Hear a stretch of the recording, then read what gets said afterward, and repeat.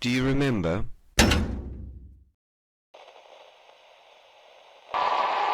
Chinese health authorities are still working to identify the virus behind a pneumonia outbreak in the central city of Wuhan. People infected by a mysterious respiratory virus has more than tripled over the weekend. Has reported 17 new cases of a mysterious coronavirus on Sunday. We watched in amazement as China closed down a full city. They told us this was milder than SARS. Infected and at least 17 killed. There is one case that we've been reporting here in the U.S., and 5 U.S. airports are now screening passengers. Somehow we had no idea what was about to happen. And we still don't know what's coming next. Let's speculate on our future. How will it look? I could calculate your chances of survival, but you won't like it. I want us to look at 3 topics that are going to impact our future. A look into the future of our economy, who are going to be the future winners and losers, and lastly, what adjustments can we expect? To look into the future, economists generally divide the future time horizons into 3 categories: the short run, medium run, and the long run.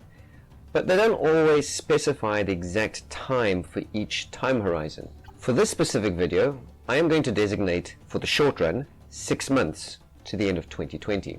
For the medium run, a further 1 year to the end of 2021, and for the long run, a further 3 years. I want to look at the prospects of overcoming the virus, as these will greatly affect our economic reset. The vaccine has to be the most important event to be watched. A vaccine will most likely be required to travel in the medium to long run. And although it's impossible to have a tried and tested vaccine in the next 6 months, there are already many potential vaccines around the world that are going to receive fast-track approval and could be ready in as early as 2021. I'm going to discuss the importance of the vaccine a little bit later in this video. I want to address the prospect of a new and better treatment process, along with, say, storage of supplies. With a better treatment process that greatly improves our chances of survival should any future waves or flare-ups occur, our governments will be better prepared to save lives. Social distancing is that blunt instrument that we're all enduring at the moment, and it's working. As the global cases increase by less than 1%, it's actually killing the main body of the virus. Globally, this should occur within about the next year, but returning to normality will take a bit longer. Lastly, there is this concept of herd immunity. But this concept relies on an infected person being immune, and this is not proven yet, so I'm not going to quite engage in this topic.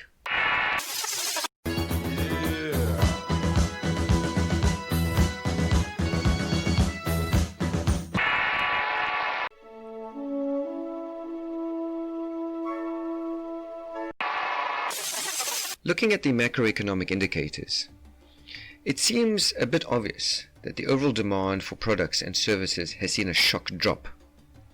I predict this will continue for the next 6 months and slowly recover over the medium to long run as we are slowly allowed to return to work.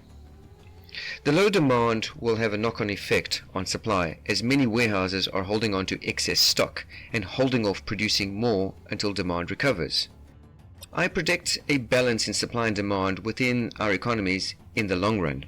That important indicator, GDP growth, will probably see a global drop of 10% in the short run, recovering to what I predict will be a negative 4% in the long run. Some people have said that we are currently seeing deflation. That could be true. And although I am stating 2%, I believe that we are just seeing low inflation in the short run. I predict an increase in inflation peaking in the medium run at about 6% as our central banks pump liquidity into the markets by buying back their bonds or by buying government bonds. Once our economic engine starts up, central banks will move swiftly to curtail inflation, bringing it down to about 4%, in the long run. Our biggest concern will be unemployment that has spiked due to all the closures. Unfortunately, I predict unemployment will remain stubbornly high until supply and demand are balanced and we return to a consistent, solid growth.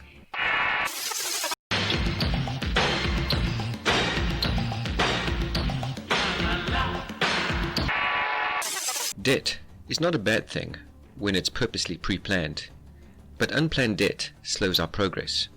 As you can imagine, we are all facing increased unplanned debt. This includes households, businesses, and most importantly, our governments are taking out large amounts of debt. Many of us may not appreciate that unplanned government debt is generally paid back by increasing taxes.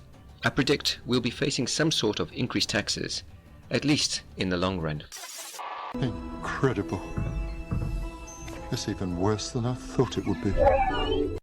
In summary, we'll be facing negative GDP growth, high inflation, high unemployment, increased unplanned debt, and increased taxes.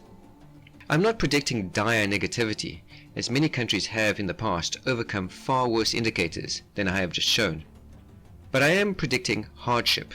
They may even result in instability within some countries, particularly countries that have already faced hardship pre-COVID. The key factor will be the speed at which we adopt a vaccine. I could easily see some sort of vaccine card being a requirement to board an airplane or buy sports stadium tickets. The sooner we can get back to normality and start buying more products and services, the sooner my predictions can be proven wrong.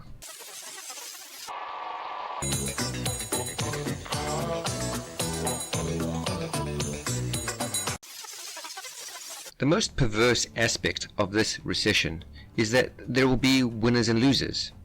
Most recessions have only differing degrees of losers. Take, for example, the grocery stores that have seen a boom in sales actively clearing their shelves of products. Internet companies, who were the center of the dot-bomb recession in the late 90s, are perfectly positioned to be winners. And then there are oddball companies, such as personal grooming companies, who have also faced a boom. I predict many more startups in the winners category, such as the grocery industry. We have already seen some effort by coffee shops to sell grocery store products. We may see many more small grocery store startups or more startup products geared for the grocery stores. In France, a skinny man died of a big disease with a little name. In the losers category, we have already seen the closure of the food service industry, such as restaurants and coffee shops, who will continue to face hardship into the long run. Other losers include theaters, hotels, and stadia, and one of the most crucial industries, the airline industry. Airlines need a special mention, as they are the gatekeepers of the tourism industry. The faster airlines can get back to normal, the faster the tourism economies will get back to normal. I believe confidence in traveling will be connected to the vaccine. This will all end in tears, I just know it. Lastly, there will be many adjustments that may become long-lasting. Landlords' profit will come down. Some indebted landlords may go out of business. Landlord rentals impact small business the most. Viability of small businesses in a difficult economy will depend on the landlord's willingness to lower rents. Unfortunately, we have already seen well-established businesses like JCPenney and J.Crew close for good.